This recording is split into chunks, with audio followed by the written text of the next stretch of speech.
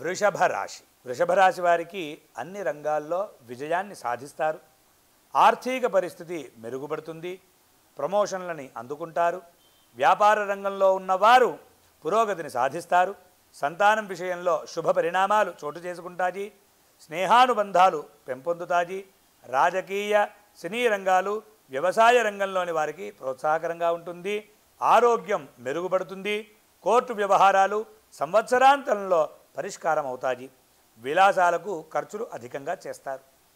ఈ ఏడాది గురువు మీ జన్మరాశితో పాటు 2వ స్థానంలో సంచరిస్తాడు. ఫలితంగా మీ కీర్తి ప్రతిష్టలకు భంగం కలిగే ప్రమాదం ఉంటుంది. పై అధికారుల నుంచి ఒత్తిడిని ఎదుర్కొంటారు. ఇతరుల నుంచి మాట పడాల్సి రావచ్చు. నవంబర్ 12, మార్చి 10 మధ్య గురువు వక్రగమనంలో ఉంటాడు. ఈ సమయంలో సృజనాత్మక ప్రతిభతో వినూత్నమైన ప్రాజెక్టులు చేపడతారు. ప్రమోషన్లకు అవకాశం ఉంటుంది. ఉద్యోగ ప్రయత్నాలు ఫలిస్తాయి. ఆరోగ్యం మెరుగుపడుతుంది. బాంధవ్యాలు బలపడతాయి. సంతతి విషయంలో శుభ పరిణామాలు సంభవిస్తాయి. విద్య, వైజ్ఞానిక, సాంస్కృతిక, రాజకీయ రంగాల వారికి పురోగతి కనిపిస్తుంది. కుటుంబం విస్తరిస్తుంది.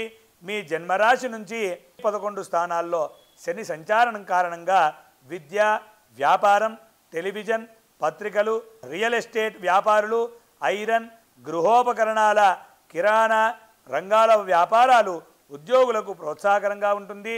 రుణ ప్రయత్నాలు ఫలిస్తాయి. ఉద్యోగ ప్రయత్నాలు ఫలిస్తాయి. ఆరోగ్యం మెరుగుపడుతుంది. ఆర్థిక వ్యవహారాలు నెమ్మదిగా పరిష్కారం లభిస్తుంది. ఖర్చులు అధికంగా ఉన్న సకాలంలో అవసరమైన డబ్బు చేతికి అందుతుంది.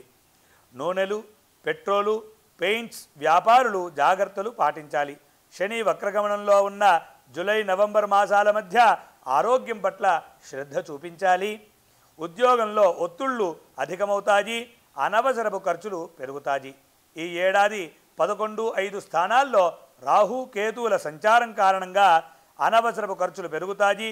మనసు చికాకుగా ఉంటుంది. ఉన్నత విద్యకై చేసే ప్రయత్నాలు వాయిదా వేసుకోవటం మంచిది. స్పెక్యులేషన్లు, ఆర్థిక లావాదేవీలలో జాగ్రత్తలు వహించాలి.